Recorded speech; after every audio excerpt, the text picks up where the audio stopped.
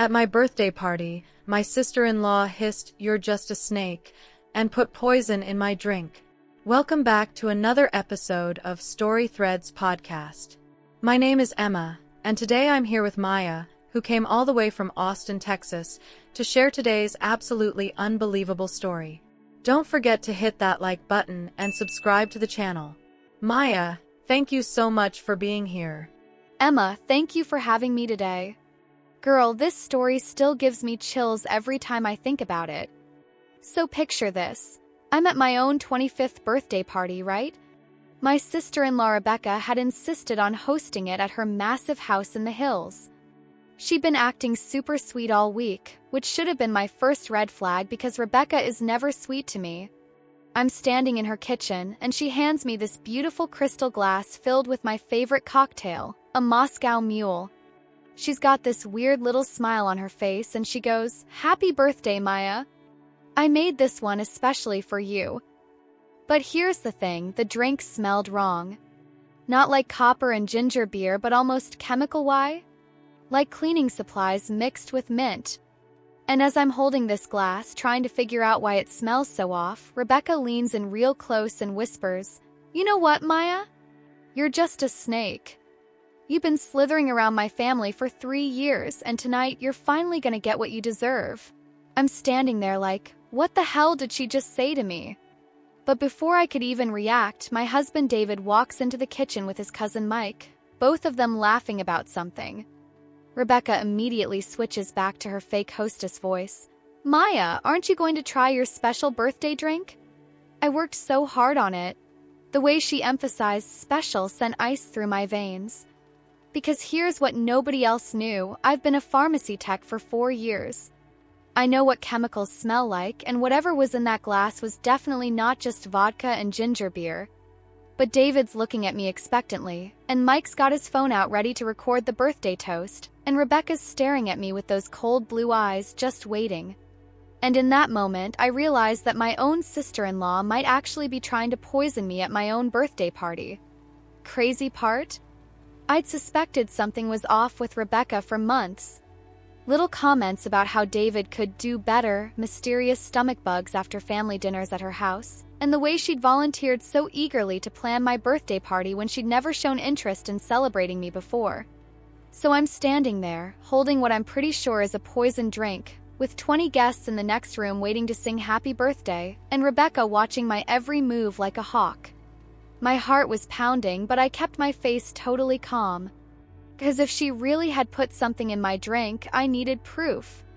And more importantly, I needed to make sure she didn't hurt anyone else. But what Rebecca didn't know was that I'd already figured out her little pattern of making people sick. And what she definitely didn't expect was that I'd been documenting everything for weeks, just waiting for her to slip up. That night, standing in her kitchen with that tainted drink in my hands, I realized the perfect opportunity had just fallen right into my lap. So let me back up and tell you about Rebecca, because this woman is something else. She's David's older sister, and from day one of our relationship, she made it crystal clear that I wasn't good enough for her precious baby brother. Rebecca is one of those people who presents this perfect Southern belle facade to the world, all smiles and bless your heart comments, but underneath, pure venom. She's married to this wealthy real estate developer, lives in this mansion with white columns and perfectly manicured gardens, drives a brand new BMW every year. The whole 9 yards. And she uses all of that to make everyone around her feel small, especially me. Because I'm just a pharmacy tech from a working-class family, you know? Not exactly the pedigree she had in mind for the Harris family name. The thing is, David absolutely worships his sister. She's 4 years older, and after their parents died in a car accident when David was in college, Rebecca basically raised him. She paid for his last 2 years of school, helped him get his first job, and she never lets him forget it. So in his mind, Rebecca can do no wrong. She's this selfless angel who sacrificed everything for him. But I started noticing things pretty early on. Like, every single time we'd have dinner at Rebecca's house, I'd end up with the worst stomach bug afterward.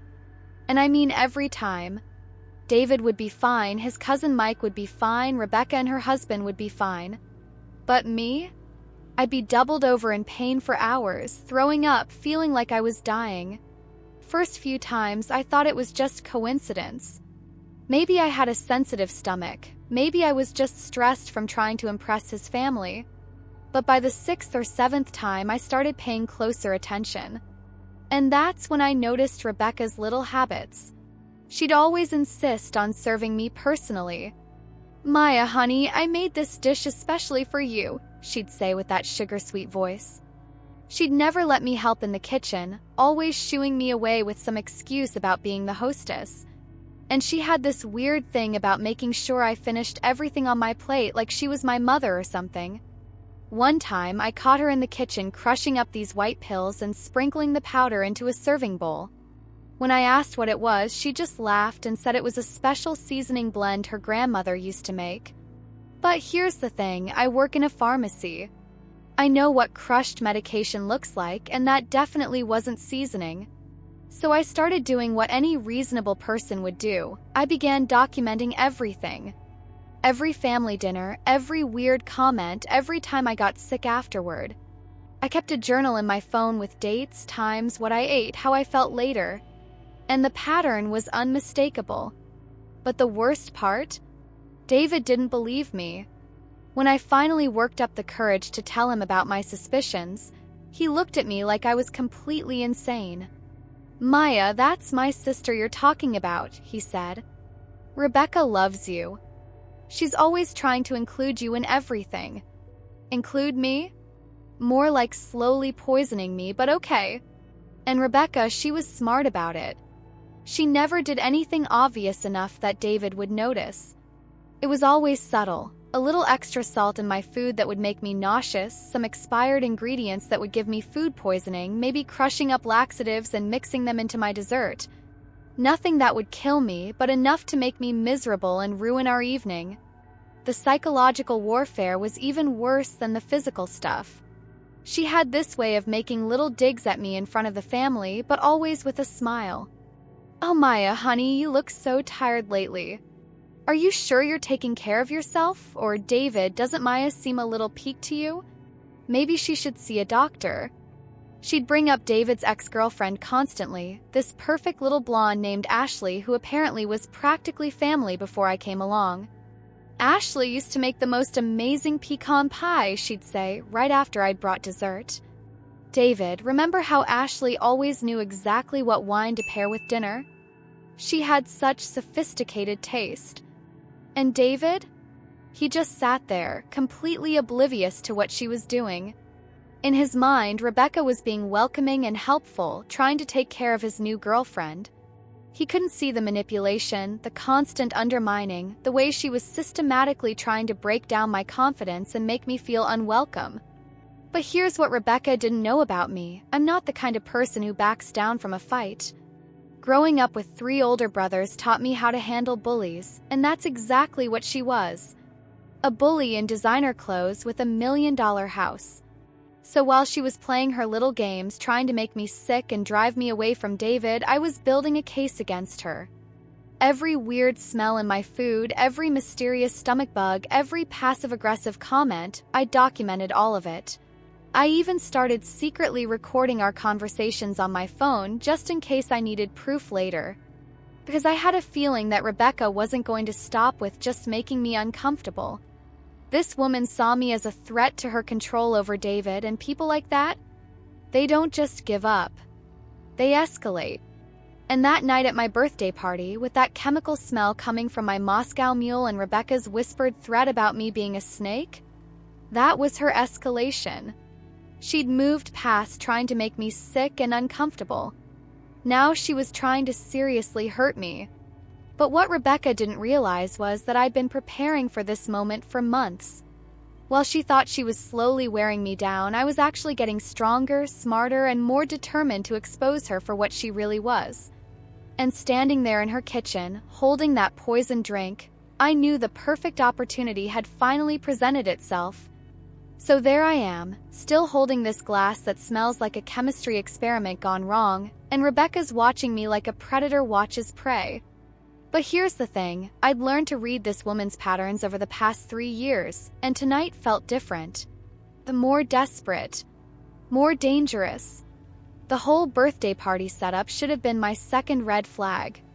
Rebecca had insisted on hosting, which was weird because she'd never shown any interest in celebrating me before. Then she'd gone completely overboard, hired professional caterers, bought these expensive decorations, invited people I barely knew. For someone who usually treated me like an inconvenience, she was suddenly playing the role of devoted sister-in-law. And David? He was eating it up. "See, babe? I told you Rebecca loves you," he'd said earlier while we were getting ready. She's been planning this for weeks.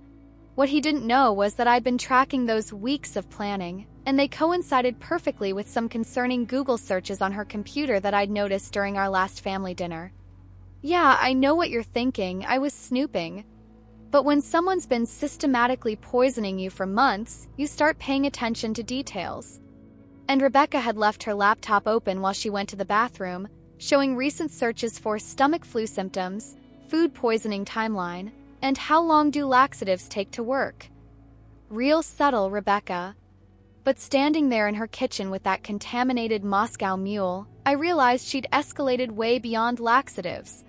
Chemical smell was sharp, medicinal. This wasn't about making me uncomfortable anymore. This was about causing serious harm. The worst part?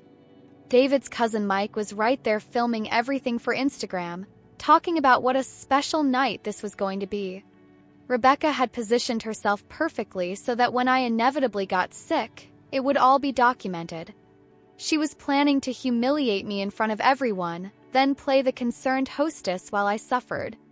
And that's when I heard David calling from the living room, "Maya! Come on, everyone's ready for the birthday toast." Perfect timing, right? Rebecca's smile got even wider. "You heard him, birthday girl," she said, placing her hand on my lower back and guiding me toward the door. "Don't keep your guests waiting." But as we walked toward the living room, I caught sight of something that made my blood run cold. On Rebecca's kitchen counter, partially hidden behind her coffee maker, was a small brown bottle with a pharmacy label. I couldn't read all of it from that angle, but I caught enough: Ipecac syrup and for emergency use only. For those who don't know, Ipecac is what they use to induce vomiting in poison control situations. In small doses, it causes severe nausea and stomach cramping. In larger doses, can cause heart problems, dehydration, even death. And Rebecca had easy access to it because her husband's company did medical supply contracts. That's when everything clicked into place. She wasn't just trying to embarrass me, she was planning to send me to the hospital. Make it look like severe food poisoning, get me out of the picture for David's big job interview next week that she'd been pushing him toward. An interview at her husband's company, by the way, where they definitely wouldn't want someone married to a sickly woman who couldn't handle family gatherings. Walking into that living room full of people, all smiling and holding their drinks, I felt like I was walking into an execution. 23 guests, including David's entire family, my co-workers, some of our mutual friends. All of them about to witness whatever Rebecca had planned for me. "There she is," David announced, wrapping his arm around me. "The birthday girl." Everyone raised their glasses, waiting for the traditional toast. Rebecca positioned herself right next to me, still wearing that predatory smile. "Speech. Speech," someone called out. And that's when I made my decision. I wasn't going to be Rebecca's victim anymore. I wasn't going to drink that poison and spend the night in the emergency room while she played the role of concerned family member. I was done being the target of her sick games. But I also knew that if I just refused to drink or accused her publicly without proof, she'd twist it around. Make me look paranoid or jealous. David would never believe me, and she'd just try again later when I wasn't expecting it. No, I needed to be smarter than that. I needed to catch her in the act in a way that couldn't be denied or explained away. So I raised my glass with everyone else, smiled like the perfect birthday girl, and said, "Thank you all so much for being here tonight. This means the world to me." Rebecca was practically glowing with anticipation, probably calculating exactly how long it would take for the Ipecac to kick in. What she didn't know was that during my years working at the pharmacy, I'd learned a thing or two about emergency protocols. And more importantly, I'd learned to always have a backup plan. While everyone was focused on my little speech, I'd already spotted Dr. Martinez in the crowd, David's uncle who worked at Northwestern Memorial. I'd also noticed that Mike was still filming everything, which meant there would be video evidence of whatever happened next.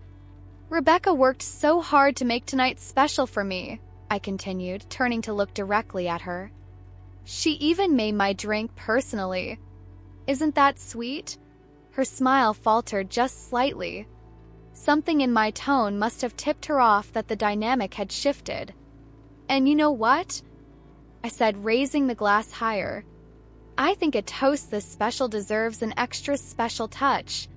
That's when I reached into my purse and pulled out the small vial of activated charcoal tablets I'd started carrying everywhere, just in case Rebecca tried something like this.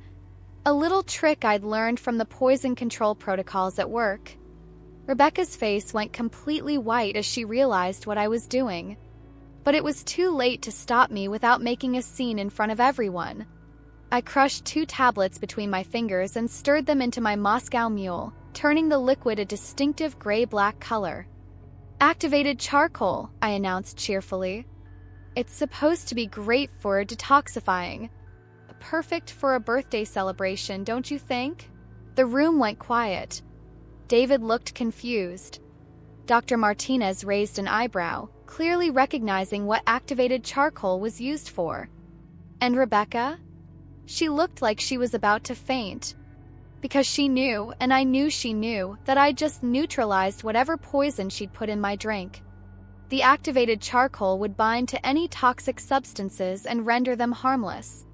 But more importantly, my little performance had just exposed her plan to anyone in the room smart enough to understand what was happening. "Cheers to family," I said, looking directly into Rebecca's panicked eyes as I drank the now neutralized cocktail. And to always being prepared for surprises. That's when I knew the real game was just beginning. Because Rebecca's face told me everything I needed to know. She was trapped, exposed, and desperate. And desperate people make mistakes. Big mistakes that I was about to turn into the evidence I'd been waiting 3 years to collect. The rest of the party was absolute torture for Rebecca. I could see her trying to act normal, but she kept glancing at me like she was waiting for me to collapse or something. Dr. Martinez came up to me about 20 minutes later and quietly asked if everything was okay, which confirmed that he'd understood exactly what my little activated charcoal demonstration meant. "Just being cautious," I told him with a smile. "You know how it is in my line of work, always thinking about toxicology." He nodded slowly, then said something that made my blood run cold.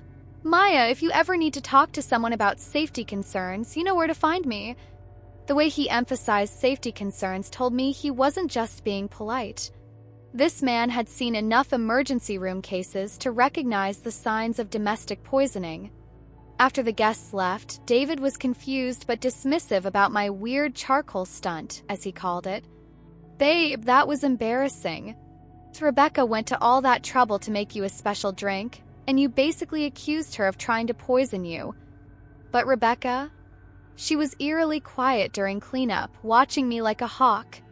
When David went to the bathroom, she cornered me in the kitchen, and for the first time in 3 years, I saw her drop the sweet Southern Belle act completely. "I don't know what you think you're playing at," she hissed, "but this family was perfectly fine before you slithered your way in. David doesn't need some paranoid little pharmacy tech filling his head with conspiracy theories." "Conspiracy theories?" I replied calmly, pulling out my phone. "Is that what we're calling documented evidence now?" Her face went white when I showed her the screen. Months of photos I'd taken of suspicious powders in my food, recordings of her passive-aggressive comments, even screenshots of those Google searches from her laptop. I'd been building a case against her for months, and she'd just handed me the final piece of evidence I needed. "You've been documenting everything," she whispered, and I could see the panic setting in. "Every single thing," I confirmed. Every mysterious stomach bug, every strange smell in my food, every little dig about how David could do better. And now tonight's little performance with the Ipecac? Well, that's just the cherry on top. The next few days were when I really got to work. See, people underestimate pharmacy techs, but we know things. We understand how medications interact, what symptoms to look for, and most importantly, we have connections throughout the medical community. I reached out to Dr. Martinez first, and when I showed him my documentation, his face went through about 5 different emotions. Maya, this is a clear pattern of deliberate poisoning. You need to file a police report. But I had a better idea. Doctor, what if I told you I could get her to confess on camera? Would that be more useful than just my word against hers? That's when I brought in my secret weapon, my co-worker Jessica from the pharmacy. Jess has this amazing ability to blend into any social situation and get people talking. More importantly, she knew exactly what questions to ask about medications and their effects. We planned it perfectly. David's family was having their monthly brunch the following weekend, and I convinced him to invite Jessica as my guest. She's new in town and doesn't know many people, I told him. Rebecca loves playing hostess for new people. Jessica showed up looking like the perfect new friend, bubbly, impressionable, and fascinated by Rebecca's lifestyle. Within an hour, she had Rebecca bragging about everything from her expensive wine collection to her husband's pharmaceutical connections. It must be so useful having access to medical supplies, Jessica said innocently. I bet you know all kinds of interesting things about medications and their effects. And Rebecca, drunk on wine and attention, started talking. She actually started talking about how some people are too trusting and don't pay enough attention to what they're consuming. How weak constitutions can be affected by the smallest things. How certain herbs and supplements can cause digestive issues if someone isn't careful. Jessica, bless her heart, played the perfect audience. Oh wow, that's so fascinating. I had no idea you could affect someone's health so subtly. You must be really knowledgeable about these things. The whole conversation was being recorded on Jessica's phone, which was sitting innocently on the table next to her purse. But the real breakthrough came when Rebecca started getting more specific. Take Maya, for example, she said, lowering her voice conspiratorially. That girl has the weakest stomach I've ever seen. Every time she eats here, she ends up sick as a dog. Some people just can't handle rich food, you know? Really? Jessica asked. Every time? That seems like more than just a sensitive stomach. Well, Rebecca said with a sly smile, maybe I use a little too much seasoning when I cook for her. Sometimes a heavy hand with certain spices can teach people to be more appreciative of simpler meals. That was it. That was her confession, recorded in crystal clear audio with Jessica as a witness. But I wasn't done yet. The final piece of my plan involved David's cousin Mike, the one who'd been filming everything at my birthday party. I reached out to him privately and asked if he'd noticed anything strange about Rebecca's behavior that night. Actually, yeah, he said. She seemed really agitated when you did that charcoal thing, and she kept asking me to delete the video of the toast. Said it was embarrassing and didn't capture the party's right energy. But Mike, being the social media enthusiast he is, had already uploaded the video to his cloud storage. When I watched it back, you could clearly see Rebecca's face during my activated charcoal demonstration. The panic, the realization that her plan had failed, the moment she understood that I knew exactly what she'd done. That week, I also did something that felt incredibly empowering. I started seeing a therapist who specialized in family trauma and manipulation. Not because I was broken, but because I wanted to understand the full scope of what Rebecca had been doing to me psychologically.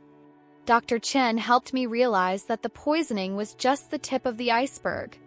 Rebecca had been systematically undermining my confidence, isolating me from David's family, and gaslighting me about my own experiences for years. The food poisoning was abuse, but so was everything else. She's been conditioning you to doubt your own perceptions, Dr. Chen explained. Making you sick, then denying it. Making you feel unwelcome, then acting hurt when you don't participate. It's a textbook pattern of psychological manipulation. But here's what Rebecca didn't understand about me: I don't break. I bend, I adapt, I learn, but I don't break. And now I had everything I needed. Medical documentation of the poisoning pattern, audio confession of her intentional food tampering, video evidence of her reaction when caught, and expert testimony about the psychological abuse. The night before I planned to confront her, I sat in my apartment organizing all the evidence into a comprehensive file. Photos, recordings, medical records, witness statements, even receipts for the activated charcoal I'd been carrying around for months. David still didn't know what was coming. In his mind, his wife and sister just didn't get along, and that was normal family drama. He had no idea that his beloved Rebecca had been systematically poisoning me for 3 years, or that I was about to expose her for what she really was. But as I sealed the evidence folder and prepared for the confrontation that would change everything, I felt this incredible sense of clarity.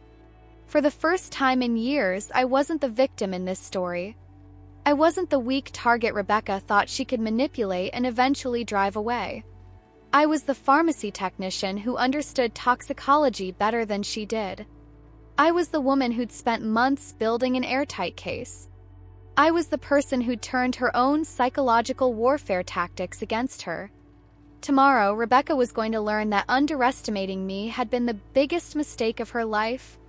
The next family dinner was where everything came together. I showed up at Rebecca's house with Jessica again, acting like nothing had happened. David was in such a good mood because he'd just gotten that job interview at Rebecca's husband's company, the one she'd been pushing him toward for months. Rebecca was playing the perfect hostess again, but I could see the tension in her shoulders. She kept glancing at me like she was waiting for me to make some kind of move. What she didn't know was that I'd already made it. "Maya, honey," she said, bringing out our usual drinks. "I made your Moscow Mule extra special tonight.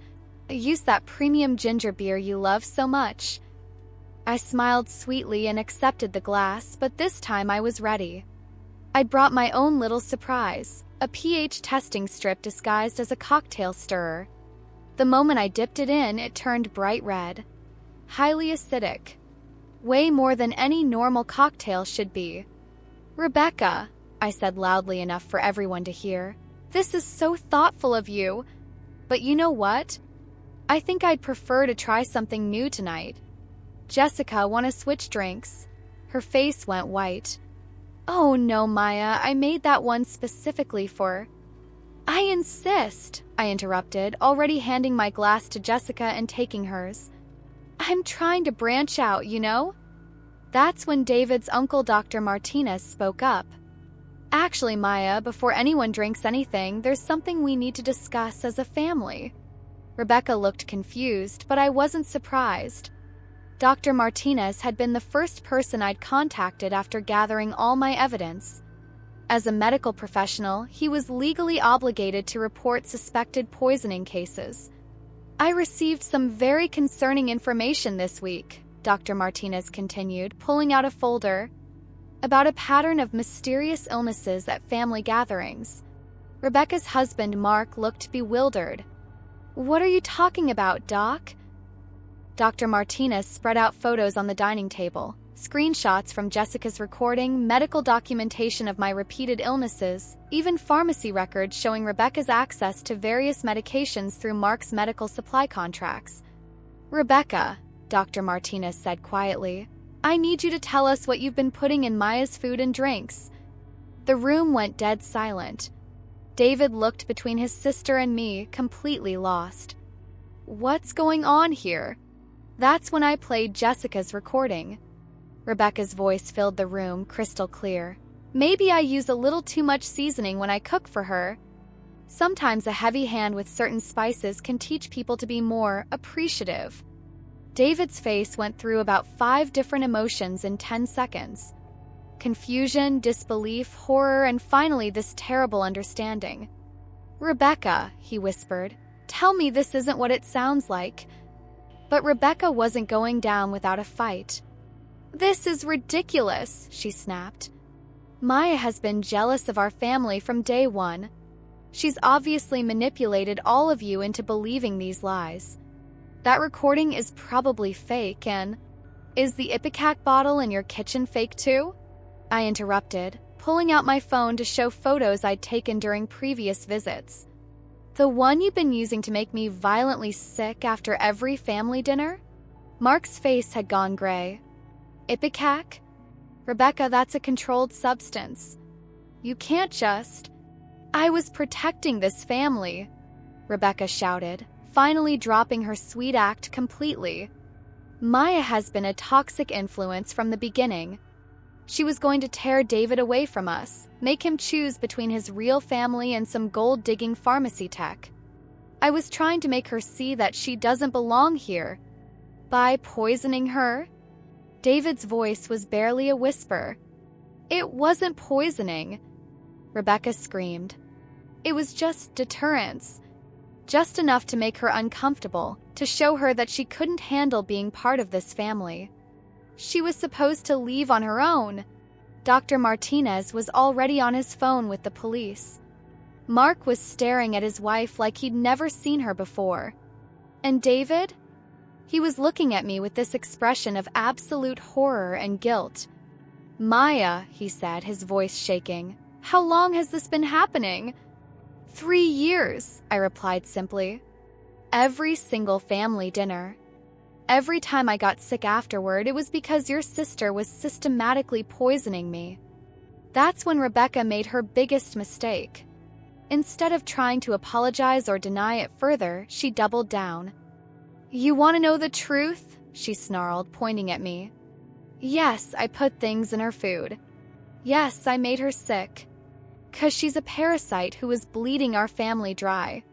David was supposed to marry someone worthy of the Harris name, not some bottom feeder who works at CVS. The silence that followed was deafening. Even I was shocked by the venom in her voice, the complete mask-off moment where she revealed exactly who she really was. David stood up slowly, his chair scraping against the floor.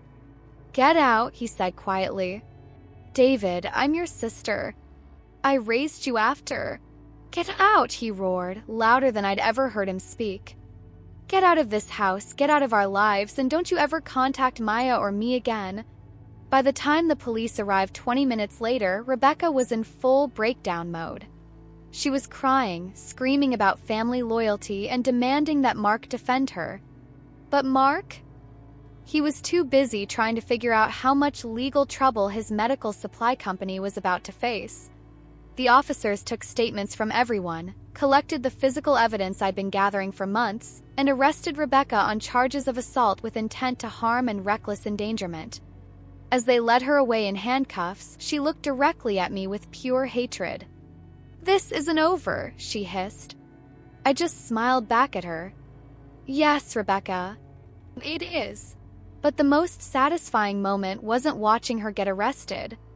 It was later that night when David held me close and whispered, "I'm so sorry I didn't believe you. I'm so sorry I let her hurt you for so long. 'Cause after 3 years of gaslighting and manipulation, I finally had my husband back." And Rebecca?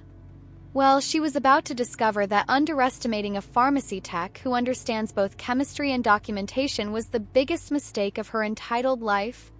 Rebecca ended up pleading guilty to aggravated assault and reckless endangerment. The judge sentenced her to 18 months in prison plus 3 years probation, along with a restraining order that banned her from contacting David or me for 5 years. But honestly, the legal consequences weren't even the most satisfying part. The real justice was watching her perfect little world crumble piece by piece. Mark filed for divorce within a week of her arrest, and their house went up for sale immediately. Turns out, when you're married to someone who systematically poisons family members, it tends to damage your reputation in the community pretty quickly. Her medical supply company lost their contracts with 3 major hospitals after the investigation revealed she'd been stealing controlled substances. Country Club revoked her membership. Even her own mother stopped taking her calls after the story hit the local news. David went through his own transformation during this whole process. He started therapy to work through the guilt of not protecting me and to understand how Rebecca had manipulated him for so long. "I feel like I've been living in a fog for years," he told me one night. "She conditioned me to dismiss your concerns, to always take her side. I'm so ashamed. But you know what? That experience made our marriage stronger than it had ever been. We learned to communicate in ways we never had before. David started actually listening when I had concerns instead of automatically defending his family. And me? I learned that I was capable of protecting myself in ways I never imagined. Dr. Martinez became like a father figure to both of us. He helped David understand the medical realities of what Rebecca had done and supported me through the legal process. Maya, he told me after the sentencing, you saved not just yourself, but probably other people too. Rebecca would have escalated eventually. Jessica and I became best friends through all of this. She'd risked her own safety to help me get that confession recording, and I'll never forget that kind of loyalty. We still laugh about how perfectly she played the innocent new friend while Rebecca basically confessed to years of poisoning. The most amazing part? 6 months after Rebecca's conviction, David's cousin Mike reached out to apologize for not noticing what was happening. Looking back at all those family videos, he said, I can see how sick you'd get, how Rebecca would watch you like she was waiting for something. I should have realized. That conversation led to something beautiful, David's extended family rallying around us. They'd all noticed little things over the years but hadn't connected the dots. Once they understood what Rebecca had done, they made it clear that we were the family they wanted to support and celebrate. A year later, David and I renewed our vows in a small ceremony with only the people who truly loved and supported us. Dr. Martinez walked me down the aisle, Jessica was my maid of honor, and Mike recorded everything, but this time it was all joy and love instead of hidden poison and manipulation. I also did something that felt incredibly empowering. I started volunteering with a domestic abuse organization, specifically helping people who'd experienced poisoning or other forms of subtle abuse. Turns out, what Rebecca did to me wasn't as uncommon as you'd think. There are lots of people out there suffering from family members who use food and medication as weapons. The experience taught me that I'm so much stronger than I ever realized. For 3 years, I endured systematic abuse while maintaining my sanity, my career, and my dignity. I documented everything methodically, built strategic alliances, and executed a plan that protected not just me but potentially future victims. Most importantly, I learned to trust my instincts completely. When something feels wrong, whether it's a weird smell in your drink or a family member who's a little too invested in your misery, listen to that voice. Your gut knows things your brain hasn't figured out yet. Today, David and I live in a beautiful house that we chose together, far from the toxic dynamics of his original family. We host dinner parties where everyone actually enjoys the food and leaves feeling happy and healthy. Rebecca's out of prison now, but she's also out of our lives completely. The last I heard, she was living in a small apartment across town, working as a clerk at a medical billing company. No more mansion, no more country club, no more power to hurt anyone. Just the consequences of her own actions. Sometimes I think about that night at my birthday party, standing in her kitchen with that poisoned Moscow mule in my hands. In that moment, I had a choice. I could be her victim, or I could be smarter than she was.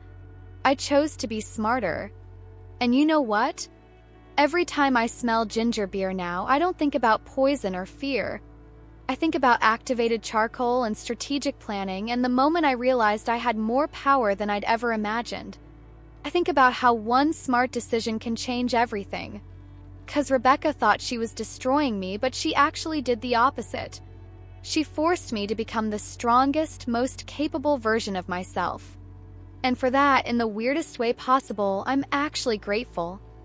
Wow, Maya, that is absolutely incredible. The way you turned the tables on her, using your pharmacy knowledge and strategic thinking, that's just brilliant. You didn't just survive her abuse, you completely outmaneuvered her. Thank you so much for sharing this amazing story with us. And to everyone listening, if you enjoyed Maya's story of justice and transformation, don't forget to hit that like button and subscribe to Story Threads podcast for more incredible stories like this one. We'll see you next time.